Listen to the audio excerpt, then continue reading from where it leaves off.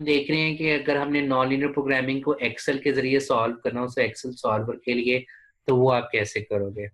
Okay, which is very simple, बहुत simple है ये। सपोज मेरे पास ये एक नॉन लीनियर प्रोग्रामिंग प्रॉब्लम है, ये बिल्कुल ऐसे ही हम यूज करते हैं जैसे हम लीनियर प्रोग्रामिंग को सॉल्व करते हुए यूज करते हैं, ठीक है। ठीक। सपोज मेरे पास ये एक function non linear programming problem है, ऑब्जेक्टिव फंक्शन, और वी हैव द 3 कंस्ट्रेंट्स, जी जी।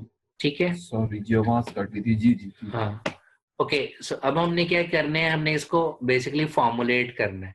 सो मेरे पास क्योंकि 2 वेरिएबल्स थे, x1 और x2, ठीक है। सो मैंने क्या कर लिया, उनको जस्ट इनिशियलाइज कर दिया विद 2 आपकी मर्जी, आप करो या ना करो। सो यहाँ से हमने उसको इनिशियलाइज कर दिया, अच्छा। ठीक है। सो हमारे पास जो डिसीजन वेरिएबल्स हैं वो ये हैं।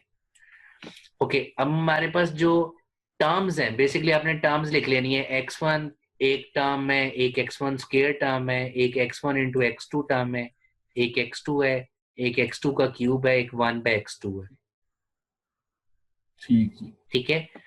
ये कैसे आएगा, ये हम with the help of this देख रहे हैं। x1 mean is equal to b3, ठीक है जी। ठीक जी। Okay, x1 square mean b3 का स्क्वायर, ठीक है। x1 इंटू x2 का क्या मतलब है, b3 into b3, sorry b3 into c3, ठीक है। ठीक जी जी बिल्कुल। ये हमने जस्ट उस इन 2 सेल्स के अकॉर्डिंगली लिख लिए, अच्छा जी। ओके।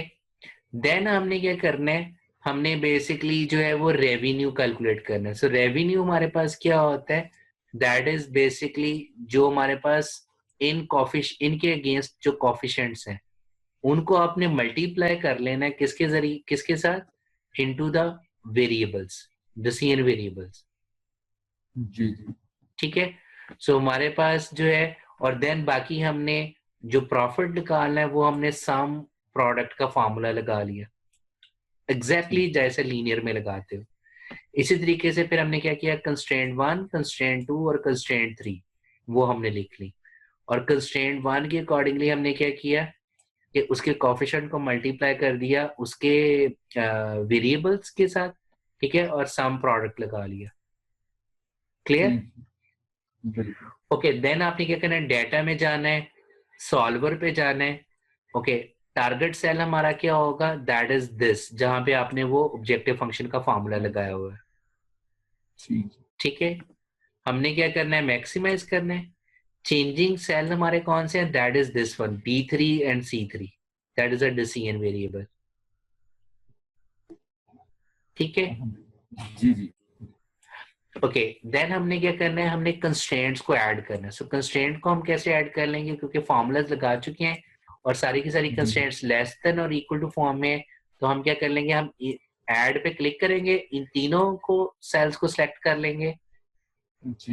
लेस देन और इक्वल टू, फिर इन तीनों सेल्स को सिलेक्ट कर लेंगे। सिलेक्ट कर लें बिल्कुल बिल्कुल। ओके, क्योंकि हम non linear programming problem solve कर रहे हैं, तो आपने ये मेक श्योर करना है कि ऑप्शंस में जाके आपने assume linear model is not check, ठीक है।